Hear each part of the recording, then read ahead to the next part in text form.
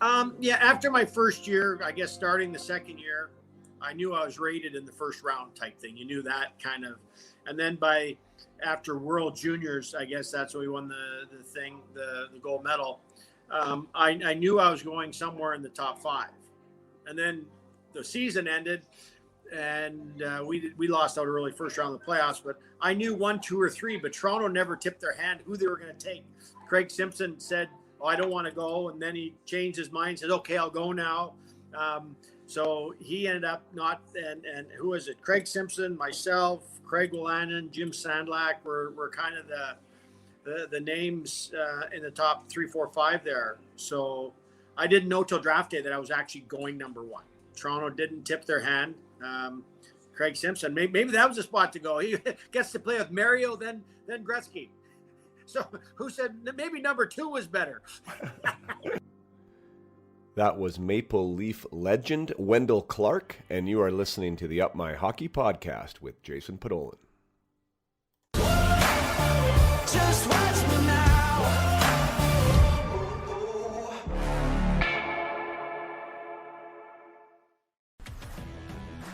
Welcome to Up My Hockey with Jason Podolin, where we deconstruct the NHL journey, discuss what it takes to make it, and have a few laughs along the way. I'm your host, Jason Podolin, a 31st overall draft pick who played 41 NHL games, but thought he was destined for 1,000. Learn from my story and those of my guests. This is a hockey podcast about reaching your potential. All right, Up My Hockey listeners, you are in for a treat today. We have none other than Maple Leaf legend Wendel Clark on the show. This was really special for me because he was legendary to me. He probably didn't know it at the time when we played together. I highly doubt I would have said anything, but he was one of the guys that I looked up to immensely as a young man. You know, I was 10 years younger than Wendel, so I was born in 76. He was born in 66. So that generation gap in hockey is a lot. I mean, imagine yourself as a 10-year-old athlete, and Wendel had been in the NHL for 2 years at that point. Even take it back, you know, I was 8, 9 watching Wendel get drafted, and then starting with his Maple Leaf career, scoring the 30 goals that he did his rookie year, and getting over 200 minutes and penalties, and making the Rock'em Sock'em Don Cherry videos. And you know, it didn't take long to fall in love with Wendel's game and what he was all about. He could score, he could hit, he could fight. And he did all three really, really well. And he was just one of the guys that I looked up to. And there I was, you know, essentially 10 years later, playing on his line, being in the same dressing room as him. It was one of those surreal moments that I think all hockey players go through when they do, if they do, get lucky enough to put on an NHL jersey. And it's that wow factor. And you have to figure out how to believe that you're supposed to be on the same ice as these people. You know, once having posters on your wall and now on the same line can be surreal. And so Wendel for me was in my top 3, and it was awesome to chat with him on this interview. And I mean, what you see is what you get with him. I mean, what he was as a player is what he is as a human being. Just straightforward, to the point, honest, integrity. You name it, right? Wendel has it, and those roots, those Saskatchewan roots, come through loud and clear. They did on the ice, and they do in the interview. And boy, I just had a lot of fun with this discussion and this conversation, and found out some really interesting stuff. One of which is that I didn't know this, and I don't know if you know this, and we talk about it in the conversation here to follow. But Wendel Clark was drafted as a defenseman. He played defense his entire life. He played defense his entire time with the Blades. The only time he apparently played forward was when he made the World Junior team, and he was kind of a fringe defenseman, like a 7-8 guy, so they moved him up for 3 games on forward. So the Maple Leafs drafted him as a defenseman and then turned him into a forward without him even knowing he was going to be turned into a forward. We get right into that. That's crazy time that you would take the best 18-year-old in the world and just implant a new position on him when he shows up for training camp. My mind is still blown over that, especially with how some parents and players at the youth level react to a position change. At the 8 through whatever, you name it level, where they're shocked, upset, disappointed. Here it happened to the best 18-year-old player on the planet, where he was switched without anyone even talking to him. But anyways, we get into a lot of cool stuff. This guy, as you know, or if you don't know, if you're a younger listener, you need to YouTube Wendel Clark in a hurry, because he played some old-fashioned style hockey, and he talks about it in the interview too, where he's like, the way I hit, he's like, somebody was stopping. Because the angles that he hit people at were pretty crazy. There was no angling off; it was straightforward, and somebody was going backwards. And yeah, unbelievable shot. We talk about his shot. We talk about some of the fundamentals of how he learned that shot from his dad, and how he brought it up into the NHL, and what type of stick he used, and the size, and all that good stuff. So there's a lot in here. Anytime you can listen to a legend. Obviously you want the opportunity to do that. Lots of great nuggets here in this conversation.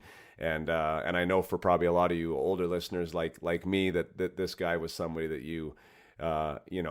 if anything less, you had to have respect for him. He may not have been your favorite player, but there's no way you couldn't respect him in the way he played, because he was honest and he was tough, and he could play the game hard. So let's get right into it. My interview with Leaf legend and former captain Wendel Clark.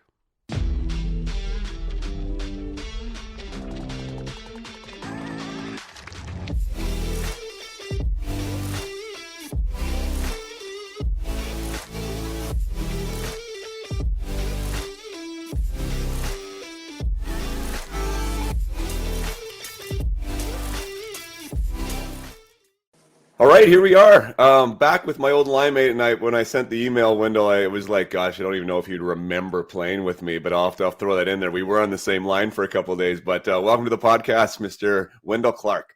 Hey, how are you doing, Jason? I'm doing great, man. I'm doing great. So be super honest, because I was only there for like a cup of coffee, really, that 1 year when I got traded for Muller, which would maybe be memorable at the time. But I showed up there, was there for I think 10 games, and then only played 3 after that. But out of those 10 games, I think 3 of which we played together. Do you remember that time at all? No, I remember playing with you, but I don't remember details. That was like you say, a phase of where me remembering hockey stuff, especially, is you don't remember it, and then you'll see a tape of a game, and then it all comes back. Yeah, it doesn't matter. We used to do the highlights for Joe Bowen. For the 80s playoff game or something. And I said, I have no idea what happened in that game. And as soon as they give you the tape, or this is back 15 years ago, and you'd start watching the tape, that whole game would come back. But if I was to just remember it, I said, yeah. I can't. I can remember names, yes, who was there, but I can't remember instances till I see the game. I'm totally like that too. My dad just dropped off this box, this old dusty box of VHS tapes that he had for who knows how long, right? Well, back in 96, essentially. And I hadn't seen any of them. And that was back in the time, 96, right? The internet wasn't around. You couldn't YouTube anything, I never seen myself play really a pro hockey game. There was VHS that we would watch, with the coaches sometimes here and there. But anyways, he brings this box over, and sure enough, there's 2 or 3 games on there, playing with the Leafs, a couple with me with the Panthers, and I didn't remember any of it, none of it, but it was super cool to watch and to see. So yeah, I'm with you. I don't remember details. I mean, that moment for me was obviously a big moment in my life. I mean, being traded for Kirk Muller and coming over there and being a Toronto Maple Leaf and, being around that environment. So I remember a few of those details pretty well. But one of the funny things is, so they gave me number 7 when I came there, which was an honor because, Lanny and some legends have worn that number before. But I was number 17 in which we probably never talked about. I was 17 for 4 years in Spokane, and then 17 with the Florida Panthers. And then when I came, obviously I wasn't taking your number, so they gave me 7. No, well, maybe he should have offered more than a Timex watch or something. I may have taken it. Oh shoot. Yeah, that was a weird time though, because you guys had just come off, you know, I mean, like you're kind of a couple of the glory years there when you were there, and the team wasn't doing quite as well, and they were in the middle of a rebuild, and you know, trying to figure out sort of the direction of the team. So Yeah, I just remember it was, you know, like the guys were great, but it definitely felt well, you've been there, right? Like when you're rolling. Well, I had just come back a year earlier, basically a year and a bit from the Islanders, got traded back from the Islanders. And we didn't win right away. And so the whole transition, right then the transition was going on because Dougie was the big centerman. And then all of a sudden, Mats gets traded for me back in 94. And so that basically, right starting in that 96, 97, 98, they were switching and building the team around Mats then. And that was the changeover right then. So we had lots of teammates going in and out and around at that time. Yeah, for sure. Well, that's when I think Dougie was traded that year, a little bit before, or maybe right before the deadline that year. And then so Muller left. I think Ellett was gone then. Like there was a few of those, you know, the elder statesmen that were part of the run there that they were moving around. And like you said, bringing some new guys in and seeing what fit. But I want to get back and dig back into, you know, your career, and I mean, your outstanding career, and sort of the, you know, the genesis of it. You know, lots been said of the good old boys from Saskatchewan, you know, that and so many have come out of Saskatchewan. Do you want to briefly just touch on what hockey was like for you growing up in the Saskatchewan area there? Yeah, no, I come Kelvington, Saskatchewan, small town, 900 people. Melrose, Koshers, Clarks, that whole kind of era right there, and a ton of other guys that went on to play junior or college or tier, you know, either be tier 2 or tier 1 junior. There's a lot of players come through Kelvington at that, for a little town at that time. And even the area, the old lines coming out of Quill Lake, the Ellenuk, Plonich, Federico's coming out of Foam Lake. Like that whole area had just a plethora of players coming out for a bunch of small towns. But grew up, no artificial ice, you know, natural ice, waiting for it's cold enough to play. And then you'd not get off the ice from December 15th till March 1st. You're on the ice every day, just small town. But then we had no artificial ice. We didn't skate more than that. People thought you didn't. And so you really did it in a short window versus today when you got the artificial ice. Every town has it. And so did a ton of playing. Used to go to training camps at 12 years of age, started going to junior camps. My dad, being a former player a little bit, that was his way of getting us ice time. We'd go to the Humboldt Broncos camp, the Prince Albert Raiders camp, the Yorkton Terriers, Regina Pats, Saskatoon Blades. I'd do all the camps. I think you pay $100 and you got to skate in October, and you always knew you're getting cut. You're not going to make anything, but it's getting ice time. Meanwhile, you're skating with 16 to 20-year-olds and you're 12, 13 years old. And then so just that was part of getting ice time back then, coming from a small town. Right. So when you're saying artificial, do you actually mean artificial, or do you mean like actual covered rink with like? Yeah, pipes? we had covered rink, but everything was natural ice inside. So it wasn't until it got cold enough that it make ice indoors. Wow. So you weren't really skating till December. Wow. You know, you might. I'm glad I asked that. I didn't know what you meant by that. So even the covered indoor hockey rink needed it to be cold enough outside. You had the doors open, the cold air coming through, and then you just kept layering it. So as the spring came along, you probably had maybe 10, 12 inches of ice built up in there. So as it wasn't as cold, you kept wearing the ice down. But that's letting people know how cold Saskatchewan is, that you could have natural ice in a building. And so I remember one year we changed lines as kids in Invermay, Saskatchewan. We had to change lines from the dressing room. It was too cold to stand on the bench. It was minus 40 in the rink. Oh my God. And back then, remember, we had no face masks, so you wore mitts and toques and not the equipment you had. Today, you couldn't have stayed in there because hockey gloves and helmets with masks today, it'd have been too cold to play. Right. That is nuts. I played end of my career there. I played over in Germany in the DEL, and there were some outdoor rinks there, and it was super. I mean, you'd have like, you know, the state of the art facilities, right, that would hold 20,000 people. And then you'd go somewhere and it would be an outdoor facility that would hold like 5. Like that league was really wild that way. But I remember there was a couple of times there in those games where the water bottles were frozen on the bench, right? Like you couldn't even drink water. I remember that. I think we had training camp with Tampa over in Germany, and you had the half rinks, like the half half would be indoors, half would be outdoors, and the whole gamut. Yeah, it was fun. So when you actually you mentioned Fedorko there. We just had an outdoor classic, we called it, for my U13 team, which we play. So I rented the outdoor rink and I had everyone wear whatever NHL jersey that they had, and one of the dads had a Fedorko jersey from St. Louis, and told me the story. I guess he grew up next door to him when he was playing in the WHL, and was really the reason why he ended up falling in love with the St. Louis Blues. So I didn't. What a hockey player Bernie was. I mean, Bernie was up, and he had been the first hockey school. I went to Yorkton Hockey School, and that's where I met Bernie Fedorko. Was the big NHLer. Him and Barry Melrose kind of the same, coming out of Kelvin in the same era. And he had played senior hockey against my dad. So when he was a 14-year-old playing senior, he played against my dad in Kelvin because Foam Lake was in that same senior hockey loop. So got to meet Bernie and Ken, his brother, and Dennis Plonich was there as well with the hockey school. Another guy from the area, and so there was a lot of. That was my first hockey schools, and met Bernie, and probably got to follow him opposite kind of how he played, but just his skill level that Bernie played with. For a guy, I always said this, for a guy that couldn't skate well, he was 100 points every year, and a lot of players. That maybe are a lot of fans that didn't know Bernie because of playing in St. Louis and the games weren't as covered back then. And I'd compare him. I said, well, he's got the same stats as Daryl Sittler does.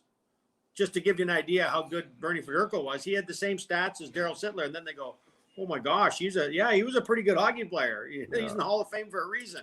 Yeah. But you didn't know that because he played in St. Louis, and the road games when I started out, St. Louis probably wasn't covered unless it was a Leaf game. A lot of times you could, a lot of bad things could happen in a hockey game back then, and it wasn't covered other than in the paper. There'd be a little, so that's why nobody got in trouble. It was never really covered that closely down there. That's right. Everyone's got a million cameras on you now. You can't do anything, right? You can't get away with anything now. Yeah. What's your theory on what's to be said about Saskatchewan just in general? I mean, most people that are involved in the game know that Saskatchewan produces more players to the NHL for the population than anywhere else in the world. What's your theory on that? My theory is it's the only thing to do in the winter. I just know that from my son, who now plays the American League with Hershey. But growing up in the city and coaching in Toronto area kids hockey, kids have so many things to do now in today's world with technology and everything. So they're always moving from one thing to another. But in Saskatchewan, back in our day, and even today, you are committed. Like if you're playing on the Kelvington. I have friends that are living in Kelvington now, and they're playing hockey out of Prince Albert and Yorkton, which is 100 miles in either direction. That's who their kids play for. So they're traveling 100 miles every day for practice or games, and so there's a commitment level there that I think players and parents, because it's the parents that have to make the initial commitment, and I think there's a real commitment to whatever they pick. It might be volleyball, whatever the sport, but if you picked hockey, that's what you are doing. You don't have time to do other sports and other things just because of the travel time. And I think there's even more travel now because the towns are smaller, more people are playing in different communities. And so you're driving upwards of 2 hours every day, one direction. And then when you did play, you played the whole province. So Yorkton played, Swift Current, Moose Jaw, Regina, there was lots of travel involved to play a hockey game, even as a 12-year-old. Where in the city you grew up, I always told when I coached my son in Toronto, I said, you guys are spoiled because you think it's expensive, but every rink's 20 minutes away. Road game, home game, everything's 20 minutes. And we really don't, I can find a team that can beat us 20 minutes away. I don't have to go to any tournaments anywhere. Toronto is actually special in that way for hockey, in that there's so much competitiveness because of population. You didn't have to travel to find teams that were good for competition and stuff. So that was a bonus for the Toronto area. But in Saskatchewan, I think it's the commitment that you have to make at a young age from the parents.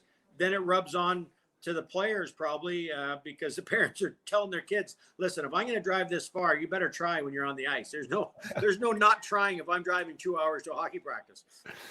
I think you probably hit the nail on the head with a couple of things. Well, one of which you kind of said but didn't say, but in the wintertime, as a Saskatchewan boy growing up, I mean, all the best athletes were hockey players. right? Because there was really, like you said, there wasn't too much else to do. So I think a lot of that, the gravitas towards hockey was like, you're playing it, like if you're a good athlete, you're playing it. So when you get all the best athletes doing one thing, I think that helps your chances. And the other side is, which we talked about, is kind of that farm mentality. Like my dad grew up in Roxton, Saskatchewan. I don't know if you know where that is. Yeah. Small little town. And he tells me stories of just like what the lifestyle was like, which was markedly different from what it was like for me growing up in Vernon, British Columbia, right? We had 5 acres, but I wasn't picking rocks after school or, the things that he had to do, right? Do you think like that type of, I don't know, like that type of work ethic? Did you grow up on a farm? Is that what was I that grew your up on a farm? Yeah, we're farmers still. Yep, grew up on a farm, and I think there's a work ethic, and you make it sound better than it is, but it's just you worked, but work wasn't called work. That was just what you did, and I think that applies to a lot of things when kids play sports. Is, well, if we're doing it hard because you're used to the physical labor, and that was just part of it. And another thing was you did it for a while. You didn't just, okay, we're going to work, it's going to be an hour. No, you're there all day. And so I think a lot of players appreciate when you get to the city and you tried out for your first junior team or what it was. You're going, if I make the team, I don't have to go home and work on top of going to school. So there was that carrot to stay in the city with the city kids and play hockey. And back then when there was fighting, I often tell people when I speak, I said, well, it's probably easier making it when I played than it is today. It's more one-dimensional today because the fourth line guy is really skilled. Like there's so much skill involved that every level of your hockey team is really skilled. Where when I tried out, if you weren't good enough, and you probably left your own small town as the best player in town at that age, but when you got to the big city, you realize there's a lot of kids that are good hockey players. So you said, if I beat the guy up, I can stay as well. So you're like, you found different. That's when when you tell players that you have to change as you get older. You don't know when that is because you're going to find out somebody's better than you, and you have to adapt or change how you play the game. And those were options back then that you could come out. Or Joey Kosher comes out as he's 2 years older than I was. He was the best player at that age group coming out of Kelvington and area. By the time he gets to junior, I guess I'm beating guys up to stay in the league. That so that's, and then he still had points, but everybody was so scared of him he could do what he wanted on the ice. But that's how he ended up making it as a tough guy. He had to change. He didn't leave town as the tough guy. He left town as the best player, but then adapted with the Saskatoon Blades, and then he has a 15-year NHL career. But I think that's where players learn to adapt. That's the biggest thing with players of any time, now or then, was adapting as you get older. Right. Yeah, no, great points. Back to that farm, you talked about work not being work. It's just what you did. And I think that there's something to be said for that because, you got to show up. I remember a conversation I had with Tom Laidlaw, same thing, kind of same upbringing and just sort of like his roots and what was his dad was all about and what he had to do, to live, to be part of the family. Right. And it was, you don't get not to do it. Right. Like the cows need to be milked, in his scenario. Right. It didn't matter what the temperature was. Twice a day, whether they likes it or not. Yeah, exactly. So whether you like it or not, you're doing it, and I think that mentality is a little bit lost.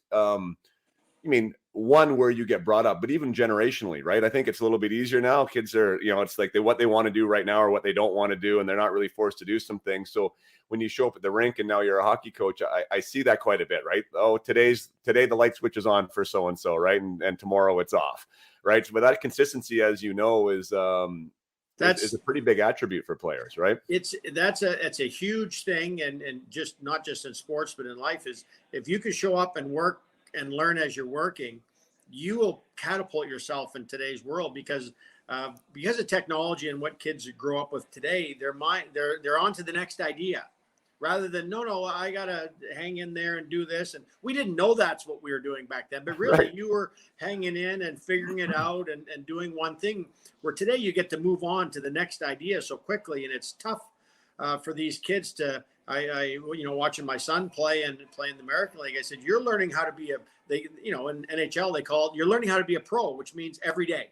Like they're teaching you, and you think you know how to do it, but really you don't. And then you're also adapting. You leave minor hockey and all that as the skill guy, but now you got to learn to be the fourth line player And most kids can't make that adaptation to learning how to, okay, I'm a role guy now. Now I got to be really good, work really hard for 10 minutes of the game. That's all I'm getting. But I still got to, and that's a learning process. And some players get it and some, they just don't. And it's not right or wrong. It's just that's how it is.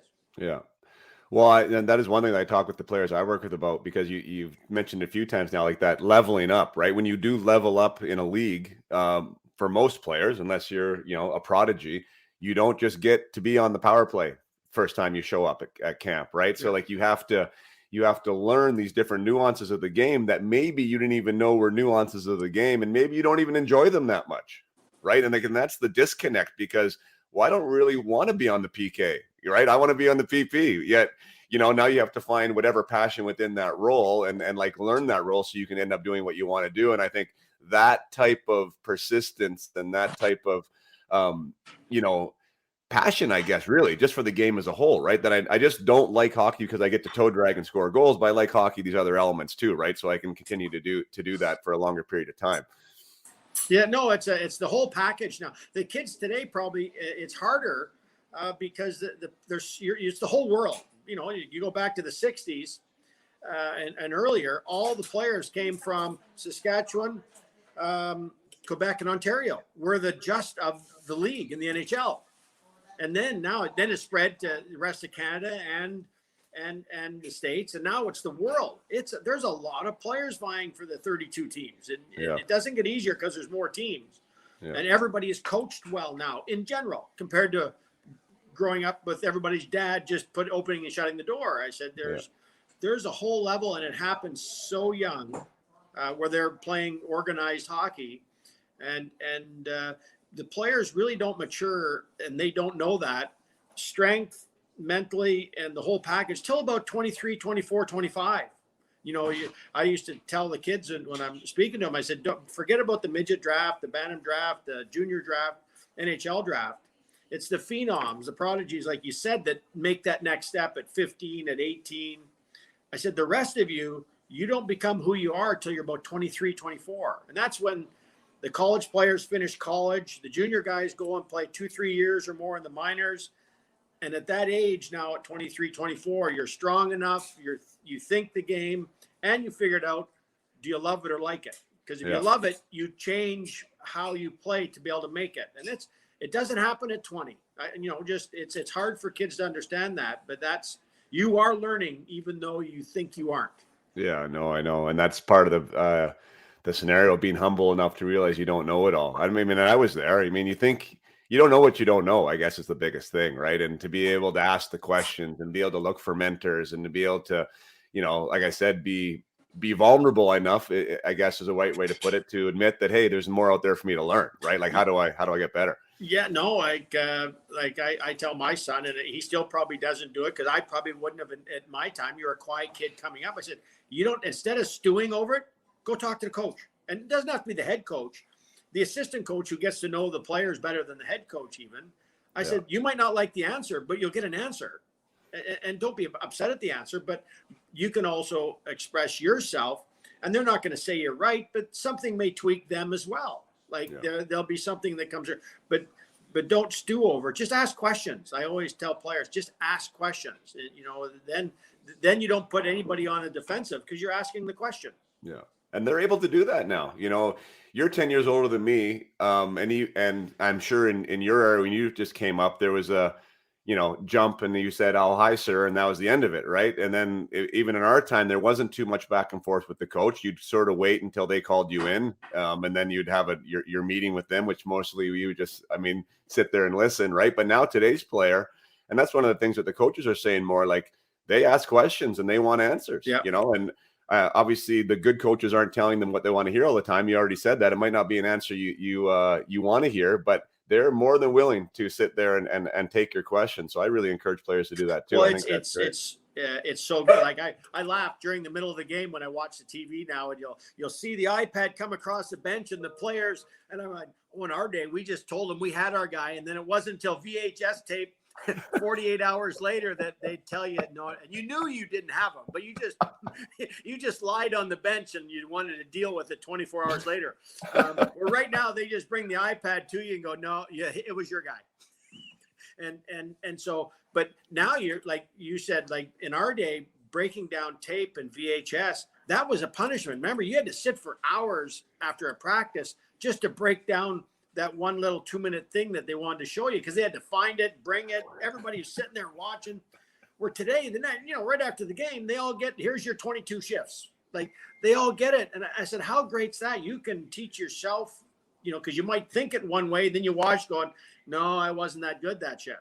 And these guys they have so much, and kids today learn off video, like, because they do it on technology with what they grew up with, where we didn't grow up with video and stuff like that. It was basically told and stuff, and that was it. Or you had to learn because the coaches didn't communicate as well. So if you didn't figure it out, you may have just got moved on and you don't know what you did wrong. All right. Yeah, no, for sure. There wasn't too much telling, what they wanted or didn't want. You just had to do it, and hopefully you figured it out on your own. You mentioned Joey Kosher already. I mean, yourself was obviously recognized as a real tough customer. Is that something to be said of like the upbringing as well? Is that Kelvington? Like, was it tough at school? Was there fights all the time, or how did that work? Yeah, not really, other than on the ice. But there was no real fighting until junior hockey. But Joey was a tough kid growing up all the way through. He just didn't turn on. He was tough as nails. And he always had the baby face, so nobody thought he was that tough if you didn't know, because today I don't think he can grow a mustache, but it's he was baby faced and looked younger than he was, and was tough as nails and was smiling doing it. And not a big guy, 6 feet, 6'1" a little bit, but probably the hardest puncher that anybody's seen.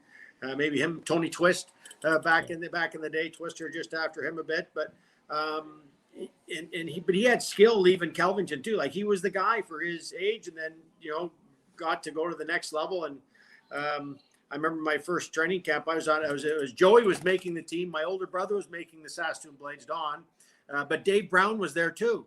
So you had Dave Brown, Joey Kosher, Daryl Stanley. All these guys were on the team at Saskatoon ahead of me. So that was the first time I ever played forward as a 14-year-old. They said, you're going to play in a line with Roger Korko, who ended up with the Islanders a bit, and Dave Brown. He'll protect you out here. Because those guys would make about 10 cuts themselves in one fight in training camp, and everybody else would, okay, that's enough. I'm not going to play junior. Because the old days of training camps back, 2-a-days, and it was just a war. Nothing made sense. When you really think about hockey, how we did training camps in the old days didn't make any sense on picking the best players.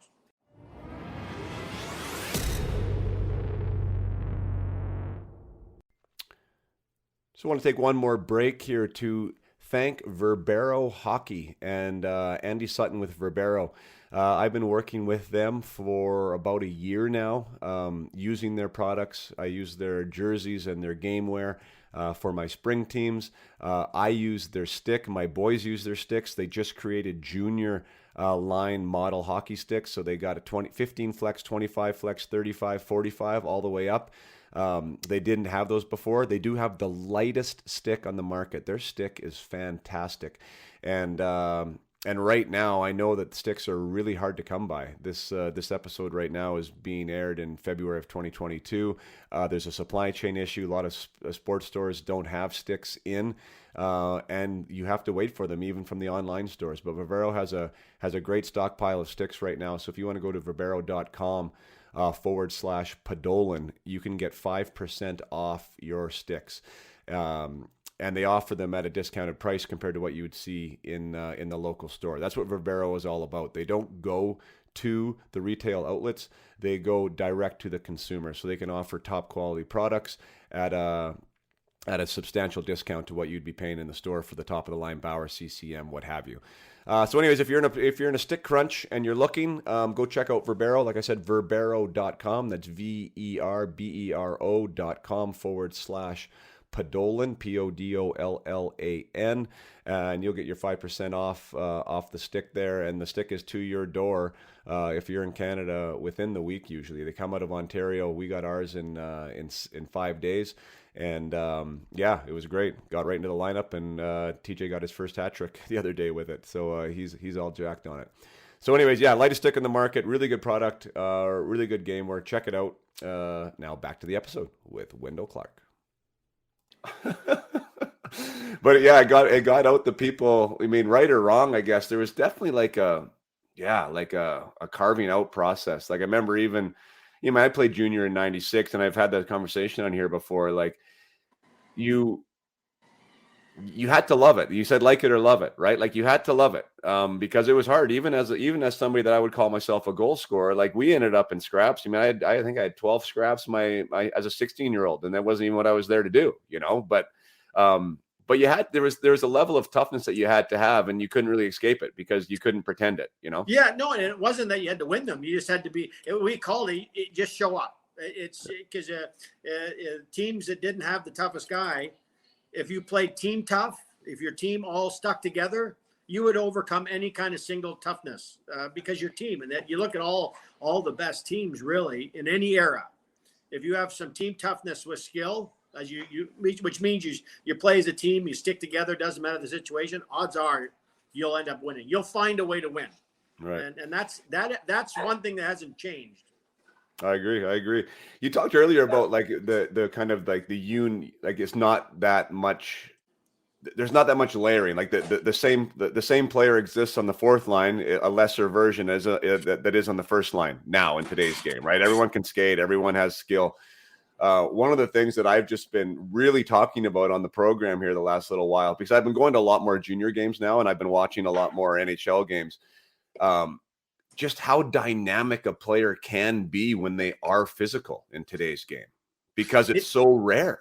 It's rare. That's why I said if you do that one thing and the hitting has changed, the way I hit, it hurt you as much as the player you're hitting. Two guys come to a dead stop. Sooner or later, you're going to get. But as I call it in today's hitting, if you can finish your check, and I call it the 30 to 50%. You keep your momentum going, but you've made the opposition come to a stop. They have to regroup. They have to keep their head up. They have to keep their mind open that something may happen. But if you just stick check all the time, everybody can do that if you're a good skater and you think the game well. But if you do that, plus you finish your check a little bit, there's a dimension in the game now, whether it be Wilson in Washington or you don't even have to be a big guy. The guy we just lost going to Edmonton. He just plays hard, finishes his check. He's only 175, 185 pounds, but he's in your face. And if you just do that, because there's not a lot of it now, you do stand out. Well, I couldn't agree more. I think that's sort of as the pendulum has swung right to the skill side. I watch youth hockey too, right? Like it's so much different now that those players are the players that you can get noticed. You want to get noticed by a scout, like every shift where if I see a hit in a game, like it's like, oh, I notice it because it's just so rare. Right. So if you do want to play hard in today's game and make people pay the price a little bit, like, boy, you're adding a dimension. And what do these NHL teams even want now? Right. Like they want guys that can play. Of course you have to play, but if you can play heavy and if you can be mean and if you can keep the opposition have their head up, as you say, like, my gosh, like you're a valuable asset. And it's a value that you maybe don't notice every night for the 80 games because they're long seasons, but come playoff, when the season changes just a little bit, your minutes go up. All of a sudden the game's played more in the middle. Cause if you don't get to the middle, you don't score. Like scoring's never really changed. If you don't go to the same areas, you're not going to score. And that's been every era is the same.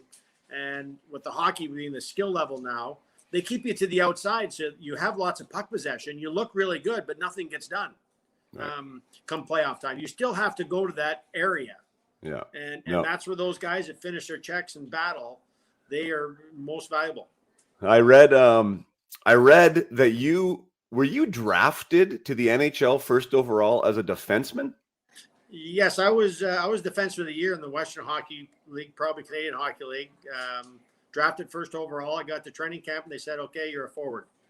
Can you like that? I can't believe that. Like that blows my mind. Can you imagine that happening today? Yeah, no, I can't see Connor McDavid walking in to say, not that I was ever a Connor McDavid, but go, no, I think I'll play where I want to play. But that was, I do whatever it takes. Now, in defense of the Leafs back then, they did it to Gary Leeman, was a defenseman, best defenseman in the WHL, became a forward as well for the rest of his career. So Toronto had that habit of doing, I think they were drafting the best player at that time of the draft, which is still kind of what the first round is to a certain extent. Yeah. But had I been drafted to Pittsburgh or New Jersey or the Islanders or whoever else was high, I was going to be a defenseman. All my interviews, I was defenseman. Had I been drafted to somebody else, and the World Juniors was the first time I played forward ever. I played in the 6 games round robin. I played 3 games forward and 3 games defense. So the Leafs must have watched the 3 games I played forward at World Juniors. So at the World Juniors at that time, because it was in Finland, they took 8 defensemen in case somebody got hurt. So John Miner from the Regina Pats and myself, who was an offensive physical defenseman as well, we both played forward and defense in World Juniors. That's wild. So, yes, you won gold there in '85. I was going to say that we have. I won gold in '96 with the team too. Like, was that one of your highlights of your career to be able to win gold there? Yeah, it would have been, because it's the one thing I always tell people: getting to play for a Team Canada team is unbelievable, because you're even more back then than today. You have no idea. You go to training camp and you have no idea who these other kids are, but everybody's good. Like, it doesn't. They're in our training camp was in Belleville, so there's 50 guys at training camp. There is no summer camps leading up to all this stuff. That was just, okay, there's the camp to see it. So you meet all these players from across Canada for the first time, and you get to play for Team Canada, and you don't realize till you play in the NHL who some of the guys that didn't make it. So my year, Gary Roberts got cut, Joe Nieuwendyk got cut, Todd Gill got cut, and Patrick Roy didn't make it. Think of that lineup that didn't make it, and the 3 of them, I think, are Hall of Famers now. So that's how hard it is to make. And so then when you get a chance to win with the group, and you might have been a star player when you left your junior team, and now you're a role player on the best team, it's fun, because you're meeting guys and playing at such a high level, and you're playing for your country. Yeah, no, fantastic. And really, I mean, I've had a few guys on here that have won gold, and it's always in their top 3, regardless if they played 1,000 games in the NHL or not. Like, you really have to win like something grander, right? Whatever that is, a Stanley Cup or maybe Olympics or something, to really like replace that. Because those are formative years too, as you know, right? 19, 20 years old, 18 years old, like, to represent your country at that age and to come back with a gold medal is pretty special. Let's dive into just that whole transitioning to forward. Like the learning, like, was there a big learning curve for you? I think it's easier probably to go from defense to forward than forward to defense, I think. But how was that? Like, when did they tell you? How did you find out? What was your first day at training camp? I walk in and they say, okay, left wing with Courtnall and Lehman. That's how I found out. I read it on the door of the dressing room. And so I didn't really argue, but as long as I stayed in the NHL and didn't go back to junior, I was happy.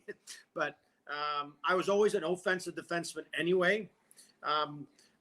But the game back then, like, when I coached my kids in hockey, I said, you guys are as organized now at 13 as I ever was in the early days of the NHL. Like, when I played forward in the NHL for my first year in '85, the only rule I had was 3rd guy high. That was our whole forechecking system, 3rd guy high. Think of it, how kids are coached and how you play as you learned the game, how much more involved you are now than you were then.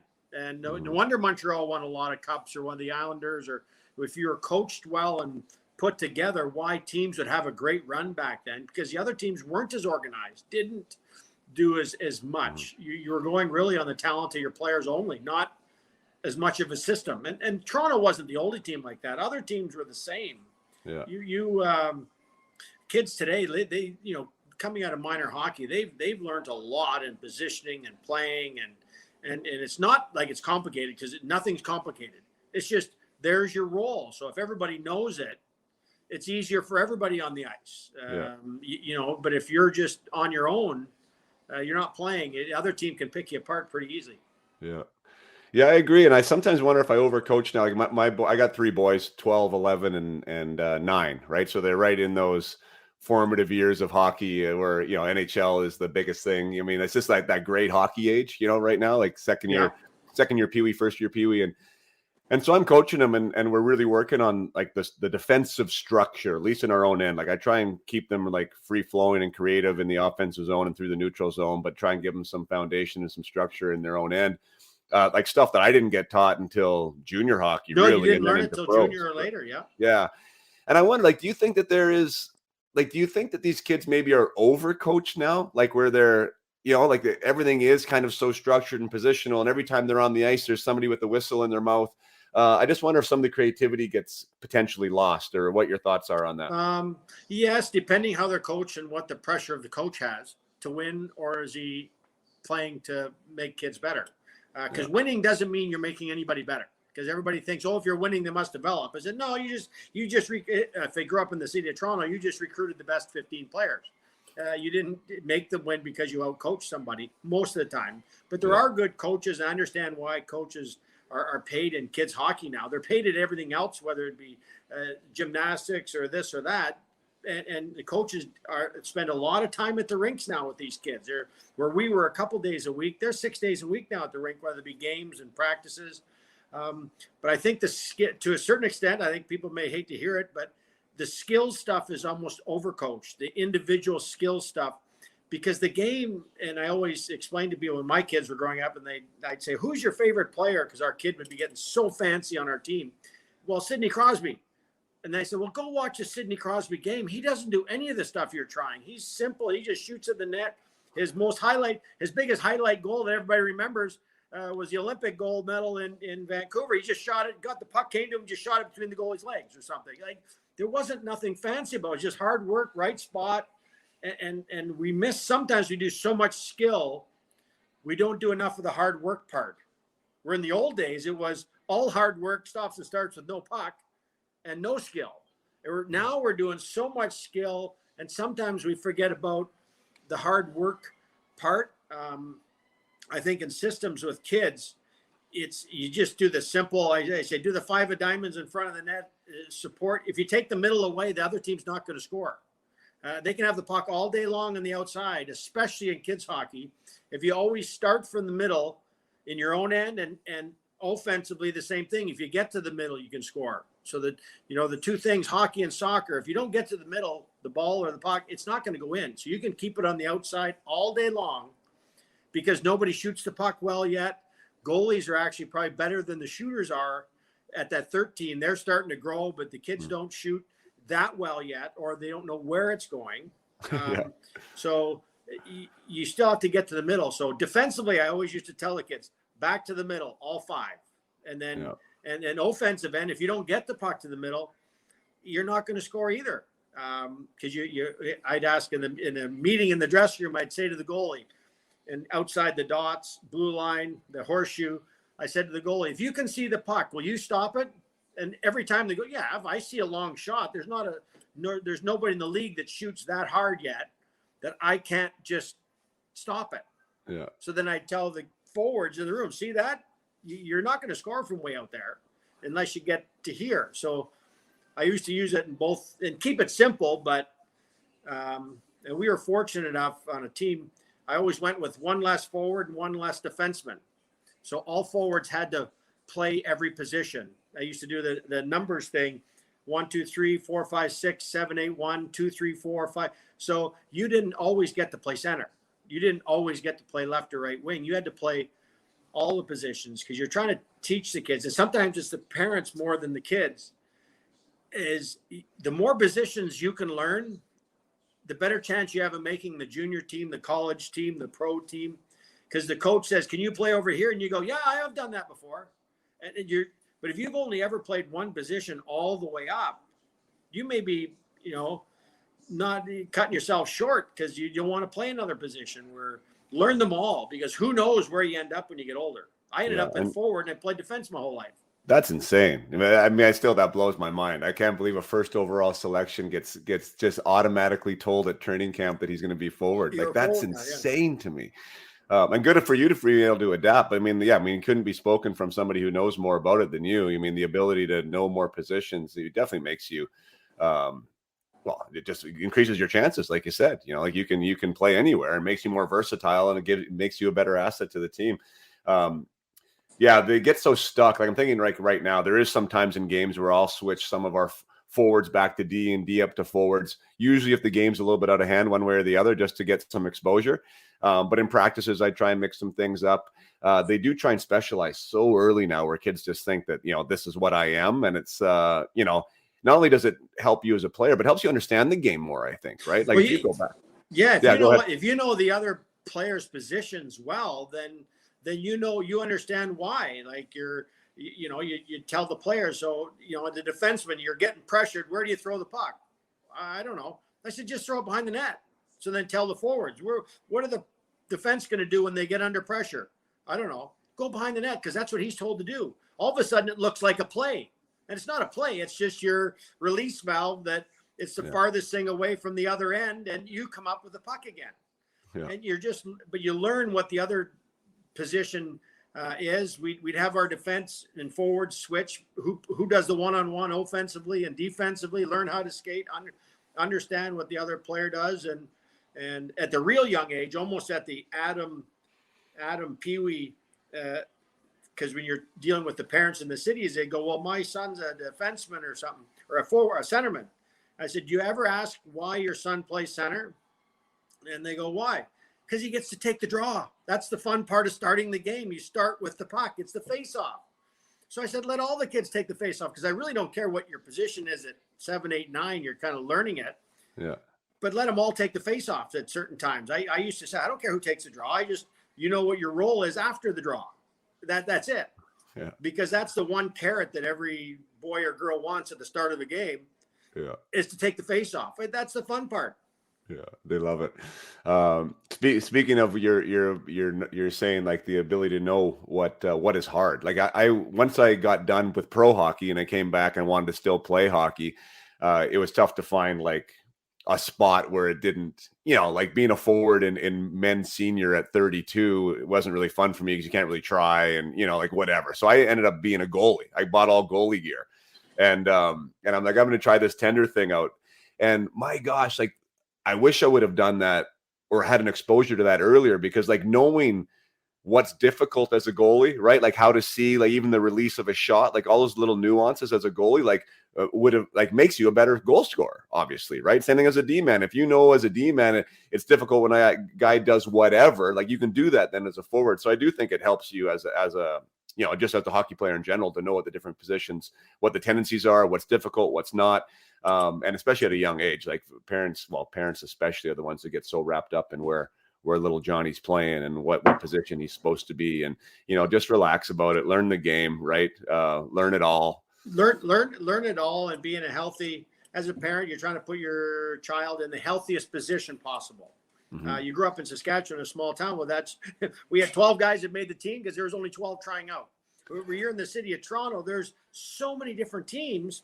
So don't be so upset that just go to a different team. Like, because there's I don't know what, there's 12 AAA teams, there's 36 AA teams, there's 250 A team. Like, just change teams so you and be in a healthy situation. Don't, when you're in the cities, don't be stuck and upset. And sometimes it's you have to play, because we grew up in the town of Kelvin. So till Bantam, I basically played house league hockey at the level of a city, a small town, till 13. Then I played in the city and at home. I played in 3 teams when I was 13 and 14.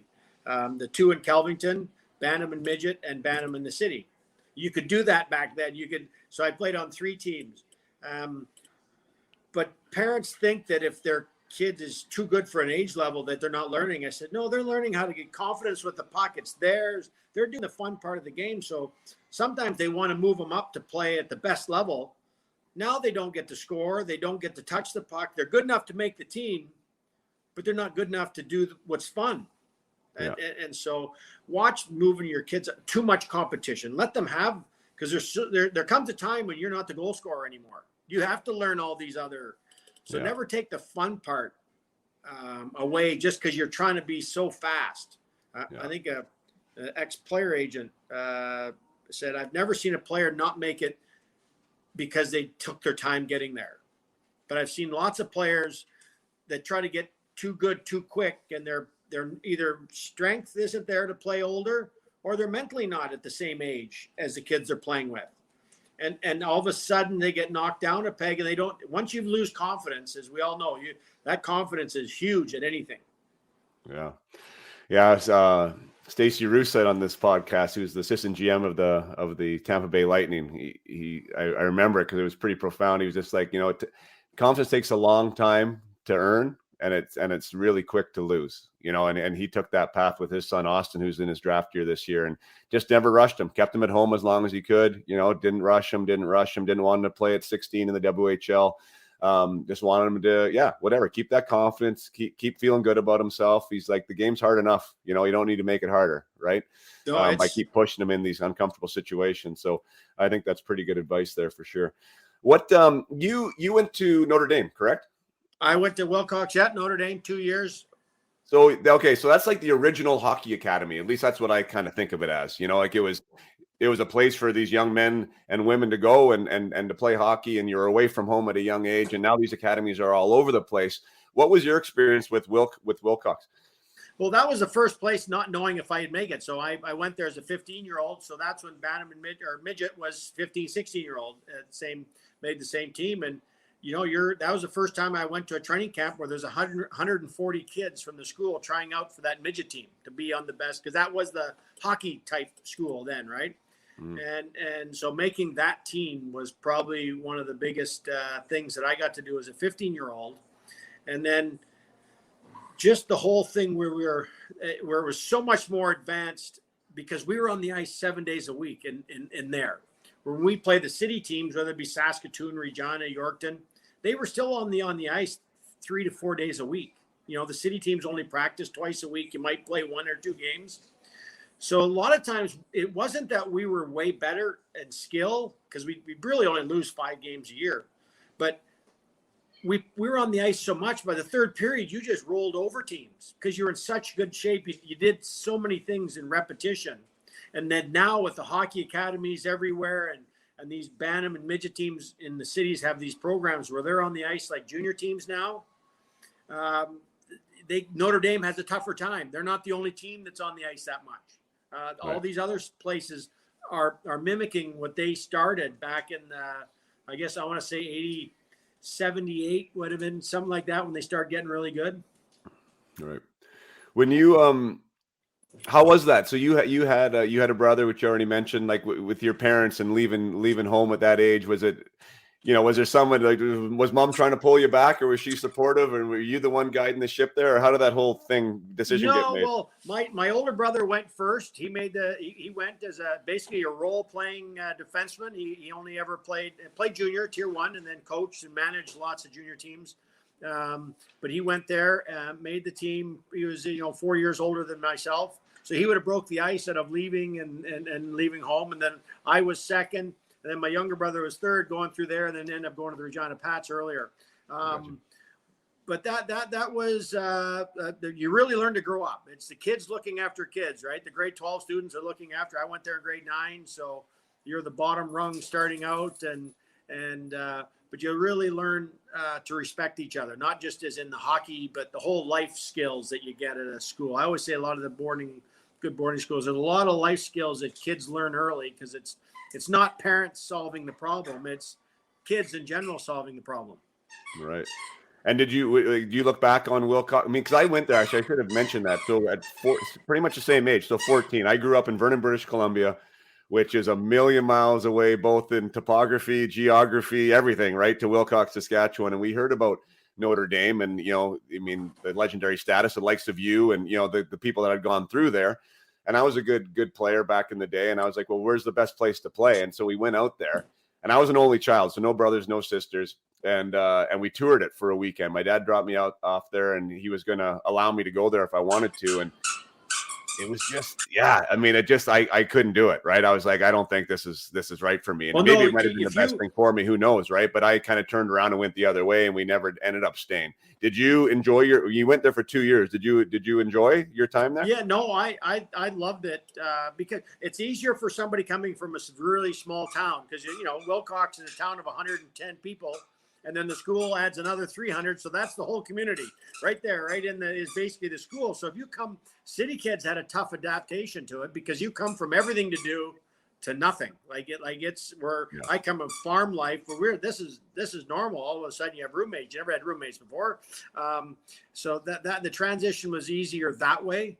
Right now, I think it's harder on them recruiting, because these schools everywhere have bigger system, where Notre Dame is still, if you're going for football or volleyball or hockey, that's what you're doing. Right. But if you're committed to that, it's a lot of fun. There's that early transition, that first month and a half of school as your grade 9, 10 student. That's a tough growing up period, because you're on your own. And like you say, it's the kids solving the problems. But if you're an athlete, you loved it once you were there, because you were in sports, whether it be hockey or whatever you did in phys ed, it was everything you do was with sports. Outside of the school, it might not have been hockey all the time, but you're always being active with other kids. And that was the great thing. And my first year I went there. My second year, I actually made the Saskatoon Blades as a 16-year-old. And, you know, that's okay. I was in my billet house. That was the happiest day of your life. You finally made the WHL. And my dad was driving the combine. He radioed my mom and says, "Go pick up Wendel in Saskatoon. He's going back to midget. He's not going to play on the junior team." And so I was never so mad as then have to play another year of midget. But probably the best thing that happened, because I got to be the best player in the loop kind of thing. And it's the confidence you gain, just what you could do on the ice, where he knew, because of how I played. My older brother, who was on the Blades at the time, and him probably thought, you know what, he may not make it. That's pretty, because that year, I think there was 5 bench clearing brawls between the Regina Pats and the Saskatoon Blades alone. So he says, he gets caught in one of these wars as a 15, 16-year-old. It's not going to look good because of how I played physical to begin with. Yeah. So I think they were thinking ahead because of how I played, that you're not a 20-year-old yet. You're still just 15, 16. You're not where I think sometimes parents think, well, the kids are the same size out there. I said, no, that 20-year-old's might look the same size on the ice from us in the stands, but that 16-year-old and 20-year-old, one's got man strength and one doesn't. And that's, they look the same on the ice with equipment, but there really isn't. And because of physical fitness today, there's a big difference between a 20-year-old on the ice and a 16-year-old now. Yeah. Where in our day, it was just the big farm boy was big and strong. There was no extra conditioning that made him stronger. He was just stronger. Yeah. Where today, with the physical training that kids do, that 20-year-old's a lot stronger in junior than the 16-year-old is. Mm-hmm. Yeah, no. So So dad made the call from the combine and said, no, Wendel's not playing, and no discussion with you. You just found out over a phone call. Over a phone call, knock on the door, picked me up from the billets in Saskatoon, took me back to the dorm in Notre Dame. Wow, hey, so that was a tough call, but like you said, I guess it turns out to be the right one, hey, in your mind? Yeah, I think it's just the skill level. You got to do everything. You know, at the time you're not thinking that, but you're doing every crucial. You're playing midget hockey, or at the right age, every first power play, every penalty kill, every situation, you got to be in it. Right. Where if I'd been playing junior, I'd have been the 7th, 8th defenseman. I'd have been the last on the power play, the last on the penalty kill, because the Blades were a good team then. Yeah. And so you wouldn't have got that quality ice time. Not that would have held you back, but you wouldn't have I'd have done more watching than I did playing. Right. Did you, I mean, your draft year is obviously way different even than my draft year, and way different than the draft year of the guys now. When I'm talking about media coverage and publicity and everything else that goes along with that, was there, like, what was your draft year like? Was there, at any point, was there tension? Was there nerves? Like, did you know where you were, where you sat in the scheme of things? Like, do you remember what that was like for you that year? Yeah, after my first year, I guess starting the second year, I knew I was rated in the first round type thing. You knew that kind of. And then after World Juniors, I guess that's when we won the gold medal.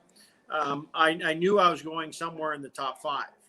And then the season ended, and we lost out early first round of the playoffs. But I knew 1, 2, or 3. But Toronto never tipped their hand who they were going to take. Craig Simpson said, "Oh, I don't want to go," and then he changed his mind. Said, "Okay, I'll go now." So he ended up not. And who was it? Craig Simpson, myself, Craig Wolanin, Jim Sandlak were kind of the names in the top 3, 4, 5 there. So I didn't know till draft day that I was actually going number 1. Toronto didn't tip their hand. Craig Simpson, maybe that was the spot to go. He gets to play with Mario, then Gretzky. So who said maybe number 2 was better? Yeah, right. You never do know. That's so crazy, that draft. It really does, shape some careers, right? I mean, if you get in the right environment and with the right players, there's and so much environment, whether the organization's environment, do they bring you along? Do they throw you to the wolves? And it depends on the personality of the player. If you're a follower, you get in a bad situation, you might go in the wrong direction if you don't have a good leadership group, or maybe, so you never really know. That's what stage, some of the kids I was coaching growing up with my son, and they're now playing in the NHL, and the parents said, "Well, our team's not that good." I said, "Really? You're worried about what NHL team you're playing on? Just sit down and watch your son play hockey. Don't worry." Rare it is that somebody gets a chance to play at that level, and then you're dissecting the team he's playing on. No, just have fun with it, because they're at the highest level.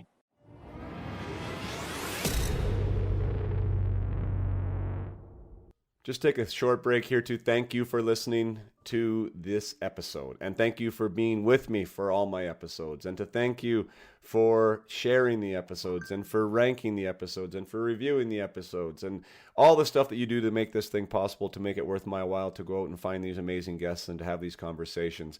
I do thank you. And as the podcast grows, we're reaching more people, and more people are giving me direct messages and are giving me thank yous and are saying what a difference the podcast has made for their player or for them as parents. So I thank you to allow me to do what I do and to help impact people and players to be the best they can be, and to learn from these discussions and conversations. So thanks again. Every time you like a social media post, or every time you recommend the podcast or one of my services, you're doing someone else a favor, because they're being exposed to the program and to the information and to the services, which I'm very proud of all of them. So the more people that can be helped and supported, the better. So once again, thank you so much for being here. Thank you for listening to the end. And now back to the conversation with Wendel Clark.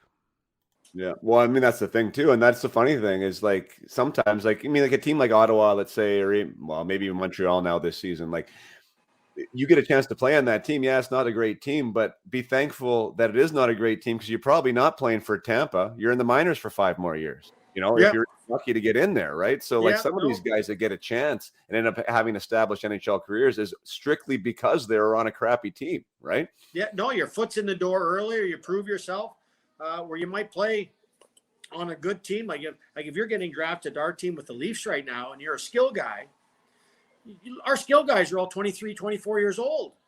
Your Matthews, Marner, Nylander, right? I said, that's a tough, if you're the skill guy, to step into that lineup in that role, boy, that's a tough one to fill.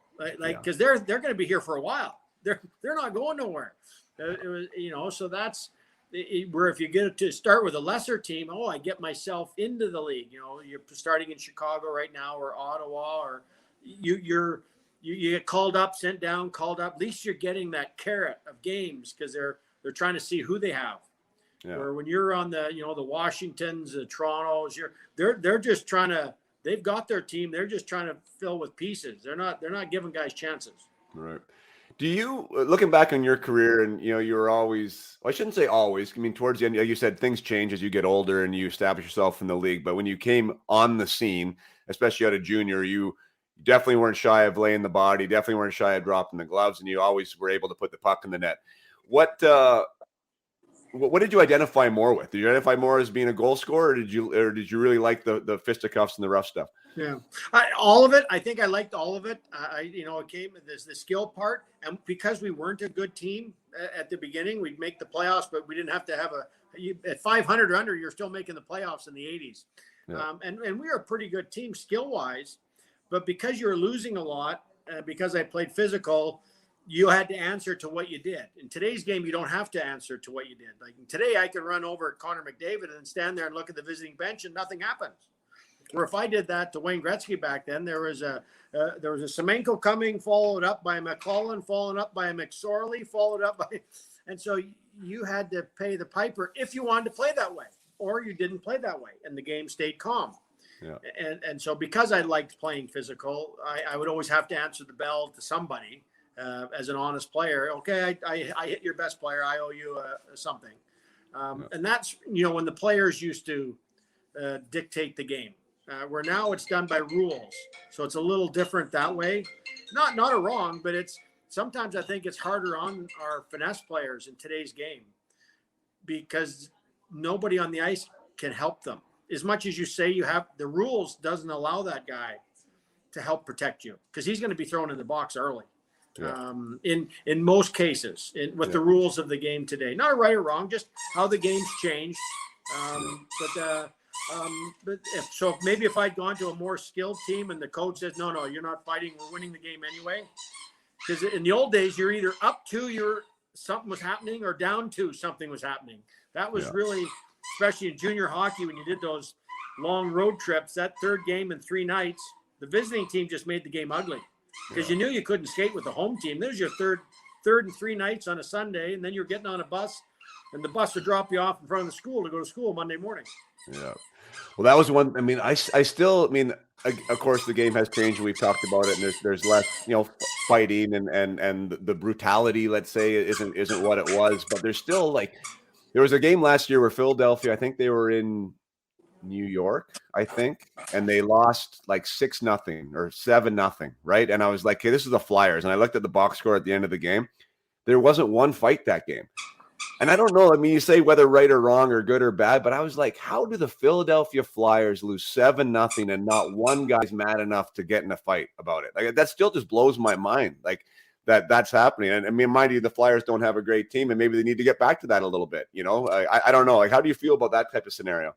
No. When the game starts getting, there is a little bit of, it's probably how when we started to change in the 90s under Pat Burns coaching us, and that it was because Toronto is technically the hardest place to play at home because there's always 10 kids from Ontario that this is another home game for them. So we had, Bellows coming in and Gretzky and Coffey, and they were having big nights. So Pat Burns basically wanted us to listen, if they're going to beat us, they're going to be black and blue when they leave, because they're good and they might beat us, but it wasn't going to be an easy one.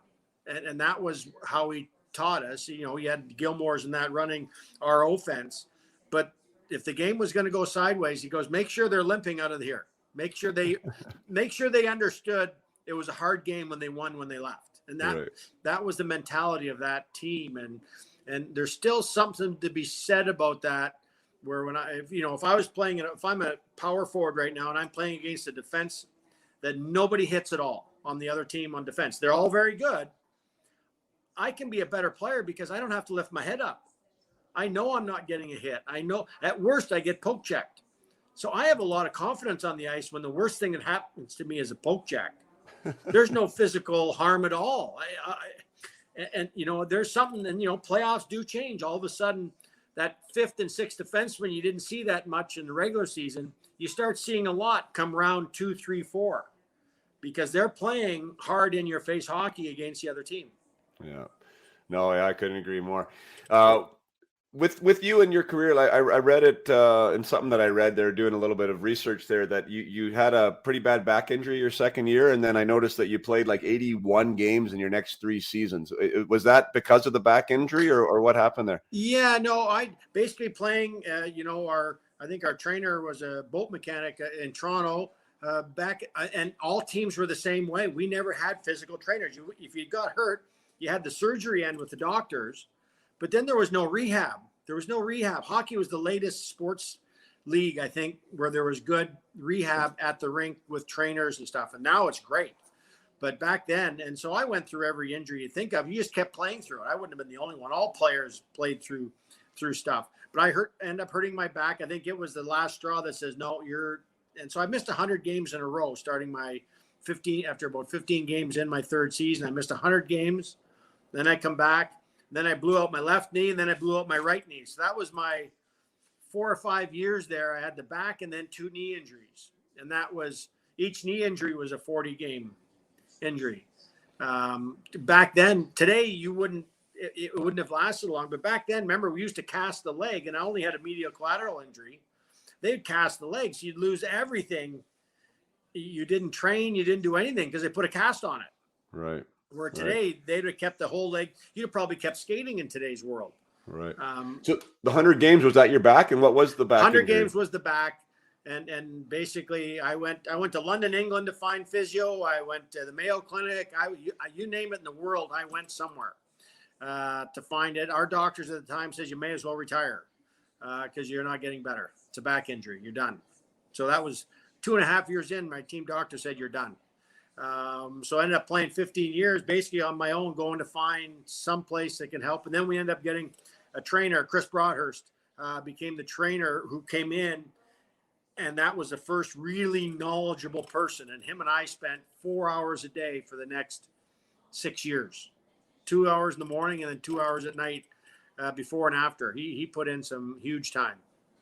That's interesting. I was just talking to Chris the other day. I wanted to get him on the show, and we're going to set something up because he was there when I was there. He's great guy, obviously, and that aspect of getting to know the players. Like, I mean, he probably knows you as well as anybody, I would assume, right? Yeah, no, you were spending so many hours at my early days of treatment because he became on as our head trainer. And because I took so much time with treatment, I'd do 2 hours before the team would get there. And then he would treat all the other players and practice. We'd practice. Then at night, I'd come back at 7 o'clock again, and I'd spend another couple hours with him. Yeah. And that was basically even when I was playing right up in through 94 when I got traded. Was it a disc issue or was it some type of? Basically muscular because you kept playing through stuff and then you change how you play. So your body's always adapting and never really working the same again, whether you're playing like our day, if you're getting in fights today, you break your hand, you don't play anymore. In our day, you just made a bigger knob on your stick and you didn't fight with your right hand. You fought with your left. I never stopped playing when I broke my right hand. I would just make my stick would be like I was putting it around there because I couldn't close it. So you'd make a knob on your stick. So think of that. You're playing, but you can't shoot. You're just out there playing. But you're adapting how you play. And when I separated my right shoulder in junior and didn't miss a game. So you played through a separated shoulder in junior. We didn't have trainer. There was you just kept playing. If you did, so that was where today they're smarter. They can go, okay, you're settled down for a while because you're hurt. Yeah. Wow. It would have been fun to watch a Wendel Clark an uninjured Wendel Clark go through his career, because obviously that changes you as a player. I only had one surgery when it was on my shoulder, and I never came back from it the same guy, and it was just one. I think it's tough, right, to get through those injuries. Yeah, especially if you're a physical player. It really, and I tell people probably the best specimen right in your time is Eric Lindros. You think of there's your best specimen as a hockey player, whether you're looking at a guy that's 240 pounds, 6 foot 4 or 5, can do everything, and he only plays 8 years because of health. Like it takes it because he was a physical player. So if you're going to give it, sooner or later you're getting it back. Yeah. And it doesn't matter your size in sports. It's wear and tear. You watched Ovechkin start. When Ovechkin first started, he was hitting as many people as he was scoring. He was that prolific of a scorer. And finally he figured it out going, I'm going to be sore if I keep up the hitting. So he really backed away on the physical play. Yeah. And now look at the length of his career, because he really only steps it up physical wise come playoff time, because he's such a good goal scorer. He could do that. But he figured it out early that I can't keep hitting guys because it's and the size of the player changed. When I started, the best players, say your Trottiers, your Gretzky's, your all those, they were 185 pounds, 6 feet, 6'1", 5'10". And then by the end of my career, Matt Sundin was 235. Like your best players that didn't play physical, you couldn't affect them anyway because they were bigger than the physical guys. That's how in your era, that's when, players, even the skill guys, Zamnoff in Chicago, people didn't realize he was 225 pounds. Yeah. Like You're not Mario. affecting him playing physical. No, Mario was a big man too. Mario's a big guy. Yeah. What with your stick? So you were known for your wrist shot, of course. You know your release and everything else.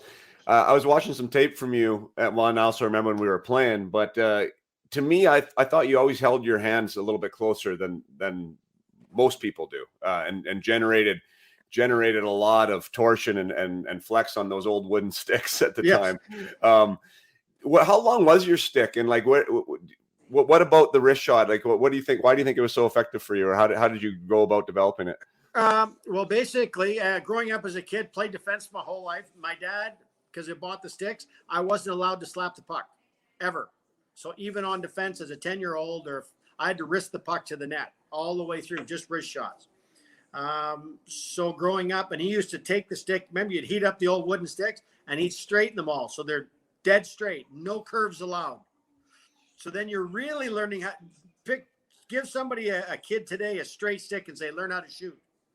Well, you have to learn how to shoot heel to toe, because there's no strength when you're a youngster unless you learn to shoot heel to toe off your heel, especially with a straight stick. So that was learning, and you had to learn how to bend a wood stick because that was how it jumped. Or today, I'd love to be able to shoot the puck today. I think in old men's hockey, I use the Austin Matthews pattern, because he shoots quick, and his hands are close together. So a lot like mine, only quicker, because you don't have to work to bend the stick today. It's like a golf club. So, and that's Austin's probably the best at it as far as quickness, how he changes, because he's not like he's got the hardest shot in the game, but he's got the quickest shot. So that makes it look hard, because he's got it and then it's gone, because he doesn't have to drop his hand to shoot the puck. He just shoots it in stick handle form. And not many guys can do that. And he's perfected that. But that's the one thing is just getting it away, and goal scorers know where to shoot. A foot off the ice inside either post, even with my head down. That's in today's hockey. You tell kids, I said, most of the time they're not looking. The game's too fast. They're just goal scorers know where the odds are good. And I remember talking to Dave Andrzejczyk, who was a teammate, 600 goals in the NHL. I go, where do you shoot? He says, right at him. I go, what do you mean right out? Well, I get it back again, so I get another shot. And so here's a guy at 600 goals, and he goes, no, because I keep the pucks in front of me. It's always around the net. And what I noticed today, because the goalies are so good now, the players miss the net more and more all the time because they're trying to be too perfect. And now it goes, and they miss high and wide. Just the same premise, just get the puck on the net, and then it stays in around the net. But if you miss the net all the time, you're back checking, or you got to go get it again. And so the goal scorers, I remember Brett Hull would put the pucks on the ice and turn around and just turn and shoot. And anywhere on the ice, he could hit the middle of the net without looking. And that's how he practiced. Just make sure I hit the net. Mike Bossy ahead of me, they said, just hit the net. That's interesting. How was your shot with this new technology? You probably just rip it harder than you did back in the day. No, it's great. You have to tell yourself not to take the big wind up. Because there's back pressure now. These guys back check. Is that allowed now in today's game, back checking? And so you're trying to teach the kids to shoot with the puck in front of you now because of back pressure. When I started, about your era, that's when back pressure came back. Used to be third man picked up the wide guy and the two defense played the guys. Now we got back pressure. So if you're not quick enough now, for a lot of kids, they slow the game down and they get checked from behind. I said, you got to keep that puck in front of you and shoot quick with your hands close in front of you. Would you recommend that? Like, did you recommend that for your son? You said you were coaching him, like as far as getting away from the big curves early to try and teach the fundamentals of the shot? Yeah, I tried. He fought me, and he still fights me because they all like the Ovechkin type curve, but most of them aren't strong enough to shoot from the toe of their stick when you're younger. And it also, to put the puck on the toe of your stick, it takes longer to get it away. Where if you got the Crosby curve, if you watch Crosby shoot, it's from the heel, it's quick. He has a short stick, but he handles everything in his feet so well. Nobody's as good as that as he is with a puck in his feet. Right.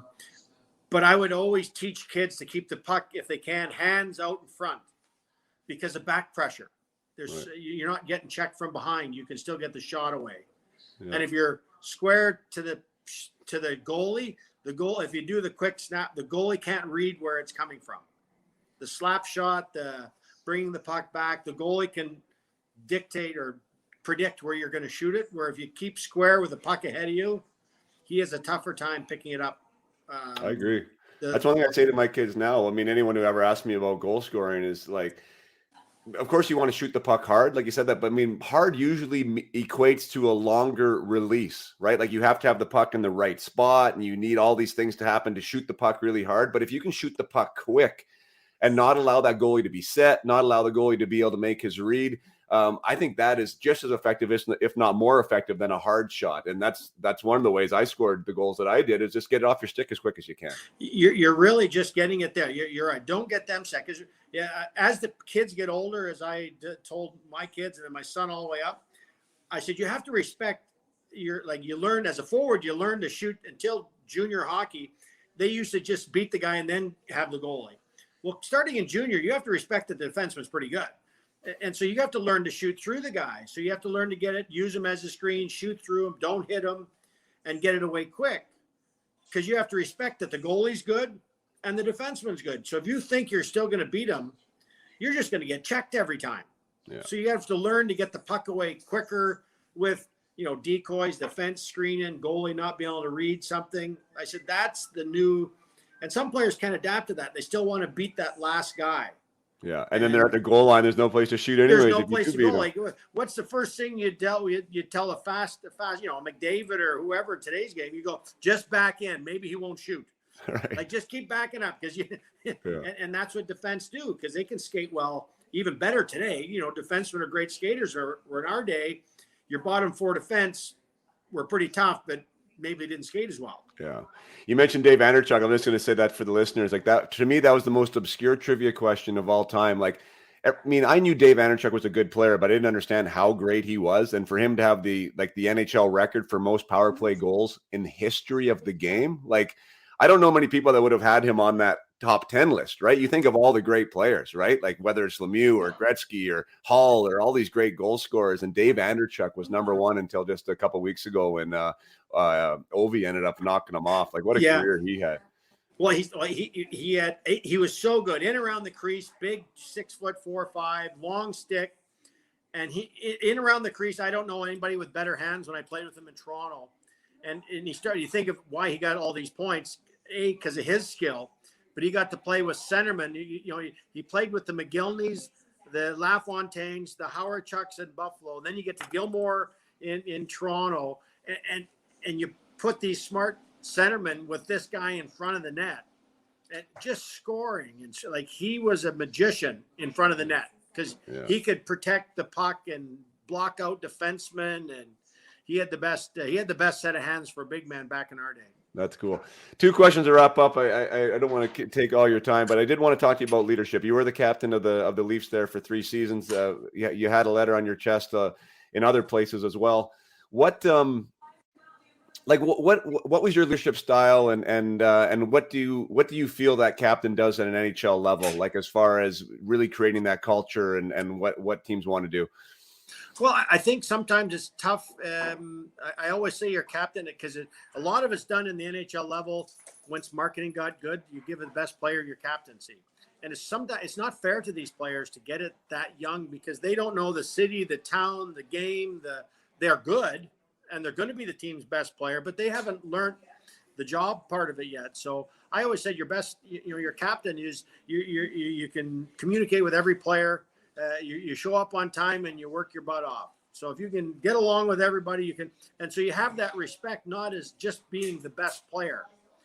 Where sometimes because of marketing of the game, we see 19, 20-year-olds getting it in the NHL, and they have to grow into that yet. Like there's a growing period because they're just trying to be good. So I feel bad for them when they get it too young because they haven't. You're worrying about sometimes other people's games as well. When you're the leader on the team, you're not just worrying about yourself. Yeah. And the leadership is about just getting along with everybody, working hard. It's not about the old school when people read the books or the movies where, this leadership put the guy up against the wall and he demanded. I said, that doesn't happen. Because he just turned off that whole player forever. He'll never be a teammate of that guy again if he was to do that on a regular basis. Right. but you got to be, liked by all. And today's game, because they're coming from every, how many 6 to 9 different countries are playing in the NHL, you have to have that communication and respect. And a lot of times you get it by how you play. How do you hold players accountable? Stevie Yzerman probably, he went, and then they started winning everything. And when I played with him in Detroit, he was just the quietest guy in the dressing room. But he was the best player in practice. He was the best player in the game. He played in every situation. You just had to respect him by how he carried himself. And that's how he got to be basically Captain Canada, from playing on every cup team that wins it, the Olympic gold medals, playing and building Olympic teams now and stuff. So, and it's done by how you work, not by talking. And that I wasn't a talker that way to lead by that way. Gotcha. Last one, you played against Gretzky, you played against Lemieux. Those years were some amazing players. Who was the best in your mind from the seasons that you were around the game? Best team player with skill guy, I want to say Gretzky as the best. The best individual talent I ever played against was Mario. What he could do with a 6'5" and reach, and I think the '87 Canada Cup that I got to go to as a 19-year-old, and Mario was a 20-year-old. I think he really learned from Wayne, because right after that Canada Cup, Pittsburgh started he learned how to be that team guy and bring players together. And Mario, he come back from, one year he didn't come back from it. He came back from cancer and won MVP and Stanley Cup. Like the rest of us come back with a sore knee. He comes back from cancer and is the best player on the ice. And so those two guys in my era, there's no real comparables. Right. So you were on that 86 Canada Cup team? No, I was 87 Canada Cup. I was last cut, and 91 Canada Cup. I was last cut. But just, every day at training camp, I remember 87 Canada Cup in Montreal. And one day Howard Chuck's your centerman, Hall of Famer. The next day Yzerman might be your centerman. The next day Gretzky's your centerman. And I think Wayne one day in training camp, he said, because he used a Titan and I used a Titan. He says, "I'm going to use your stick." He went out in inter squad, got 3 goals, give it back to me. He says, "Yeah, no, it's not the stick." I just looked at my stick. I said, "Why would you do that to me?" Oh, yeah, that's right. That was 87. 87 was the one where Mario went shelf in the last game with Murphy. Yeah, because the funny story on that face-off, got to know Dale Howardchuk really well before he passed. And he started the Canada Cup as the 4th liner. Then he really played up the lineup, and all of a sudden they threw him out for the face-off. And he skated on the ice. He tells this story. He goes, "I was skating on the ice. I go up to Wayne. Okay, where do you want me? You're taking the draw." And Wayne goes, "I'm not taking the draw." And then he skates over to Mario. "So you're taking the draw?" And he says, No, I'm not taking the draw. So he got guilted into the draw, and then he wins the draw, and they go down and score the goal. But it's not like he says, "I didn't think I was taking the draw. Those best 2 players in the game were on the ice." And so they said, no, you're better at this than we are. So. And so that's how many have those 3 Hall of Famers on the ice. Wow, what an environment that must have been. Did you feel I don't know, worthy? Did you feel like you belonged there? Like, yeah. Well, you really realized how good players are when I got to all of a sudden play with players that were in a training camp, because you're there for a month with 40 guys until they start cutting it down back when training camps, and just you're playing centerman and you're getting the puck as a winger. I said, well, how'd you even see me? Mario can hit you, Wayne, because the other centermen I was playing with my own they weren't this good. And they were pretty good. They're guys that played 15 years, but you all of a sudden get to play with the likes of the best of the best. You realize why those wingers score a lot of goals, because these centermen are that good. And so it was just fun being at training camp with the skill level and just all the guys, and everybody's in a good mood because the good guys know who's making it. It's really 5 guys we're trying out. So the 15 guys know they're on the team, and there's 5 of us. There's 5 spots for the other 25 guys kind of thing. Right. And so we had stress, but I was only 19 years old at the time, I pretty much knew I wasn't going to make it, but just the learning you did just playing with all these guys. Yeah, that's fantastic. I remember I had Jerome Aginlaw on here, and he talked about when he got called in to try out for the World Cup team because of some kind of a last minute sort of replacement sort of scenario. And just like that, like the psychology of that, right? Like one being invited, to being around the likes of, you know, Mario and these players at a young age, like, and then to realize I mean, I'm paraphrasing him, but like that he did fit in, that he could play there, you know, like was a real kind of eye opener for him and a massive confidence boost to let him know that, yeah, like I am not only am I an NHLer, but I am good enough to be around these types of players. And he said that was one of the big things that kind of allowed him to let his career take off, you know, and become the player that he did. Yeah. And I think because you all look across, you look up and you realize everybody's the same. You know, every time you get traded from different teams, you don't really know when you get there. They're all just like us. Like it's not that complicated, even though when you're looking from the outside in and you don't know, you really think somebody's way, and they're not. No, they're just normal, just like us. And that's all the guys. And the better the team guy is, or as a captain or a leader, the more normal they really are, because they're relating to everybody. And it's not just the players, it's the training staff, it's everybody throughout that dressing room. Yeah, no, that's good. That's probably a good way to end. And I will end because, you know, you were born in 66, right?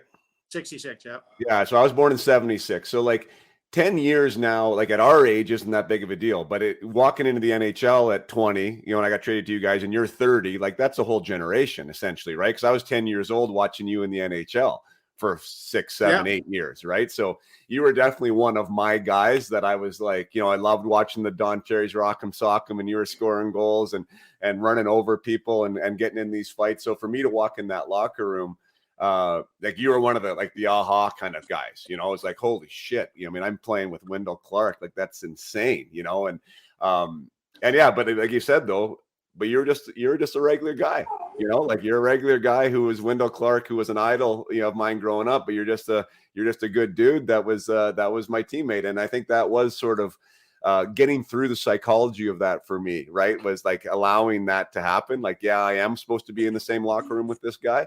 That was something that I had to adapt to, you know, and maybe never really did adapt to it, but like the belonging feeling. It's true. Everybody's kind of the same. And I know tell my son that trying out, he's, you know, you're playing in the minors. I said, you have to have the confidence. Everybody's the same, whether you're playing Hershey Bears or Washington Capitol. I said, technically you're all the same.